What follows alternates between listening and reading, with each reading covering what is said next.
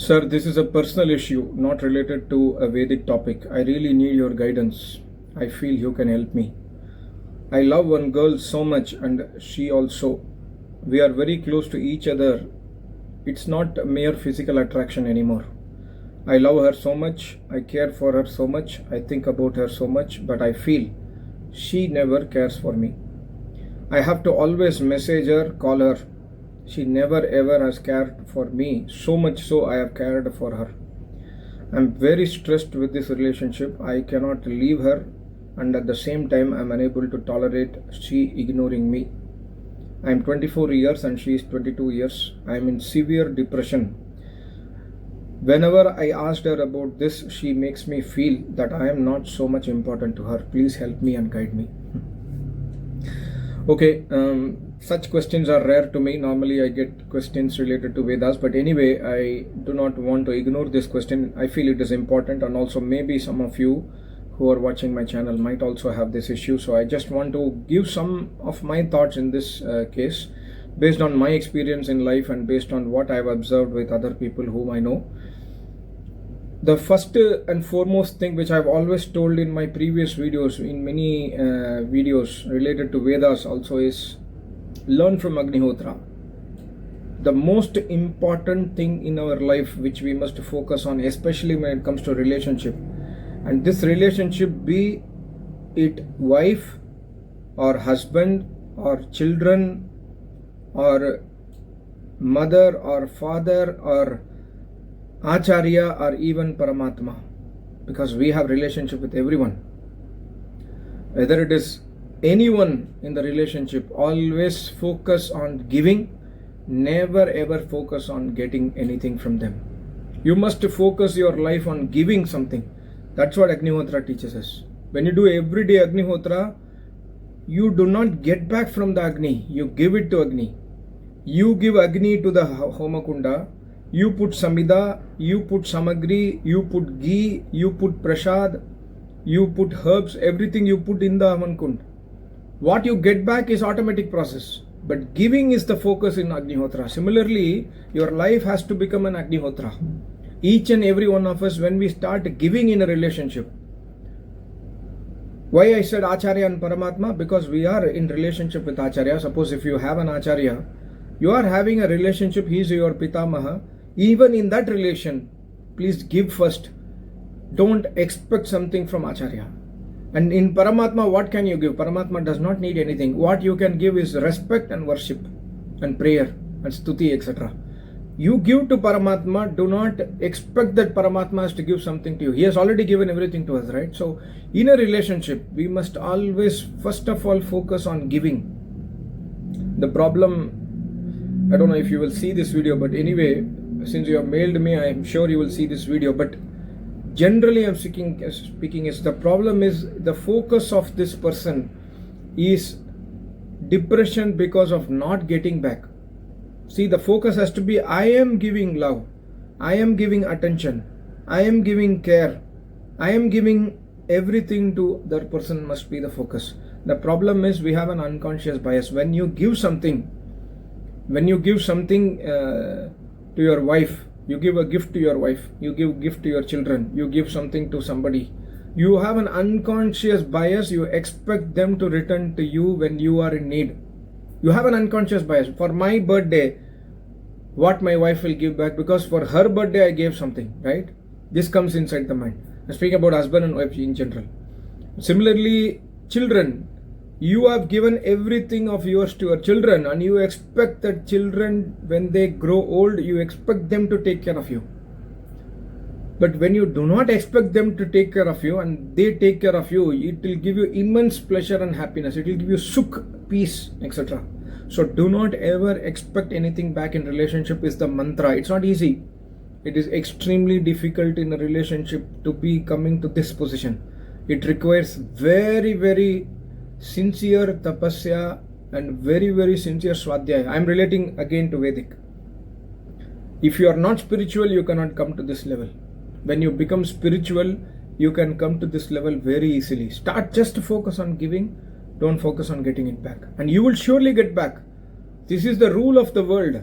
When you put ahuti in the Agni, you will get back to you in the form of sweet fragrance, in the form of purity, in the form of pure rain, in the form of dhan, wealth, everything, sukh, everything will come back to you. But the focus must be on giving, not getting it back. So this is very, very, very important. And see, I'm just taking the case of Agnihotra only. When you put mirchi in Agni, suppose wife is cooking in the kitchen, tadka lagati hai na, jab when she is doing tadka, then when she put the hing or the chili powder, in 1 second only the hing will reach to the other room, the chili powder, the smell will reach to the other room, right? Because Agni has that quality. Similarly, the life has a quality. When you give it, it will come back to you. But the problem is we expect before giving it. In this case, this person is texting her, carrying her, whatever it is, whatever is I don't know, reality, yeah, it is. This guy is really stressed. That means he has done so much so, and then every time he does so, he expects. So in a relationship, when you do not expect and then you start giving, your relationship will become strong, your relationship will become long lasting, and your relationship will go until death only. Next janma, no. So this is the second point I want to tell you, is every relationship is short-lived. Now see, this guy is 24 and she is 22, so they are in love, right? So love marriage is prohibited in the Vedas. Anyways, in today's situation, nobody follows Vedas. But Paramatma says before shadi, before marriage, when you indulge in love, number one, you will lose your energy in the body. Number two, you will also lose the sukh of Grihastha Ashrama to a major extent, because you know the other one very well and you have already expectations, and then you expect the Grihastha to go well, but it does not turn like that. So love marriage is prohibited by Paramatma. Don't touch the other opposite sex. Don't give your mind, don't give your heart to the other sex, is what Paramatma says in Vedas. Today nobody follows Vedas, but so this person has a genuine problem. He is in love with the other girl. Now we say that don't stop loving. It's not possible because he is already indulged. So in this case, given this context, what is the solution we must find? So in life, what we must do is, given the context, given the present situation, how do we improvise is what we must focus on. So very, very important, don't expect back.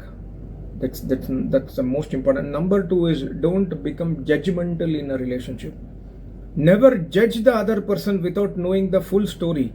Maybe genuinely she is caring for you, but she cannot express in terms of message. We do not know it.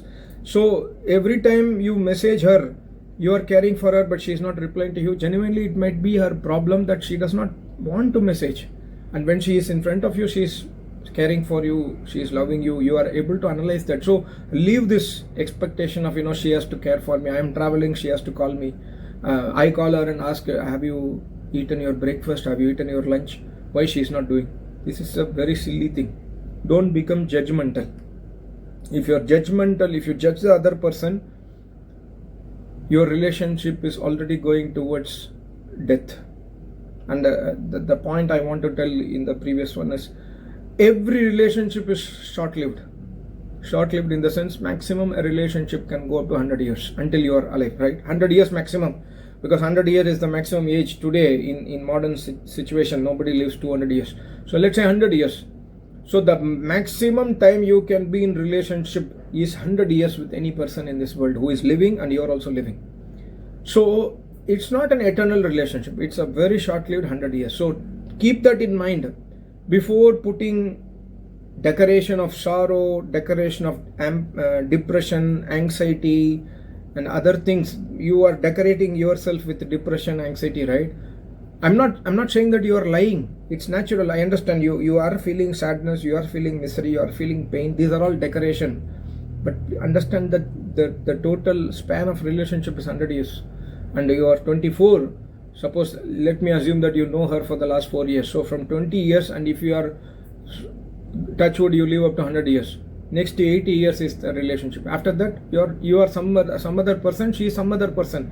In the next janma, you do not know her and she does not know you. So always keep this in mind, even in Grihastha Ashrama. That's why Paramatma says, Tena Tyaktena Bhunjita.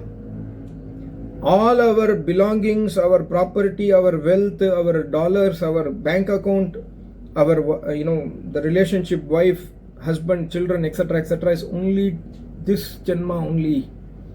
Next Janma nobody comes. Next Janma no one will come. The human relationship. Love my wife so much. The wife loves the husband so much. I love my children so much. The children loves the father and mother so much. But it's only temporary living. So keep the bigger picture in the mind. You must have this bigger picture in the mind to come out of depression. Anyway, this is only short-lived. So why should I focus everything, my energy on this one, which is just going to last for 80 years? Why not I focus on what's going to come up in the next Janma? And this is the root of all the Dharma. If you see Vedas, if you see Upanishads, if you see Darshanas, everything is focused on destruction of the future sins, destruction of future dukh.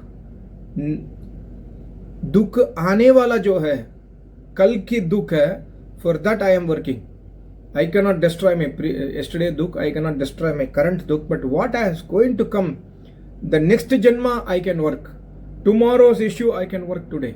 Right? That's a focus we must have. So do not, the problem of depression is, when I understand depression, most of the time, 95% of the time, anxiety is future, but depression is clinging towards the past. Past does not exist now. It is gone. That's it. Why you are clinging to it?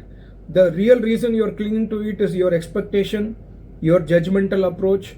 You are not focused on giving, but you are focused on getting it back. So this is why we are in depression. So it's very, very important point. And also, and very, very important, we must understand the concept of 2 arrows of Buddha. Very, very important. It's a Vedic concept only. It's not Buddha's concept, but anyway, it's very beautifully put by Buddha. The real problem is only 10% or 15%. 80% of our problem is mental issues. The dukh has happened, right? The dukh is only 20%. Even when you get hurt, that real hitting is only 20% of the issue. 80% of issue is what other people will think. Oh, I am bedridden. How they will say, what they are thinking in the mind. I cannot go to office. What is happening there? We think everything else. The real issue is I am bedridden now. I am having leg pain or fracture or whatever it is. Similarly, in the relationship, the message, she not messaging you is a very small problem. But thinking about it again and again and again and again and assuming several things creates a mountain of problem which is really not existing. So that's the most important thing, is understand what is the real problem and what is created by us. When for this we need a Vedic sadhana. When you are really in trouble, right? I have tried to practice in my life and continuously practice. Even today also, when I have a problem, yes, there is a problem, but immediately I take an approach of coming back and seeing the problem. Can I come back a bit and then see the real problem and what is mounted by me? Am I mounting the problem on my mind? Yes, I have. The real problem is this much, and I have a mental issue of this much. So this is not a problem at all. This is all my own assumptions and things, and which is not in reality. So focus on the real problem. For this we need tapasya. We need understanding how the world works. That's why, when you do tapasya, when you do Agnihotra, when you do Ishwar Stuti Prarthana, when you understand what the message of Paramatma in the Vedas, you can very clearly understand that these problems I can easily come out. Some problems I cannot come out. Birth and death cannot come out. But other problems I can come out. Family issues, money problem, bank loan, this, that, all these things are not so heavy problem. Most of the problem is tap dukh. Patanjali Muni says in Yoga Sutra, tap dukh. सोच कर परेशान होना है, सोच कर issue है ही नहीं है, there is no issue. Thinking. This is called as tap dukh. So the moment you understand this is the nature of my mind, so let me divert my mind towards spirituality. So in that spiritual zone, just forget it. So that's why when you do tapasya in the morning and evening, Agnihotra, Paramatma says, forget your problem. It does not actually exist. Okay, it is temporary, short-lived only. Focus on the bigger picture.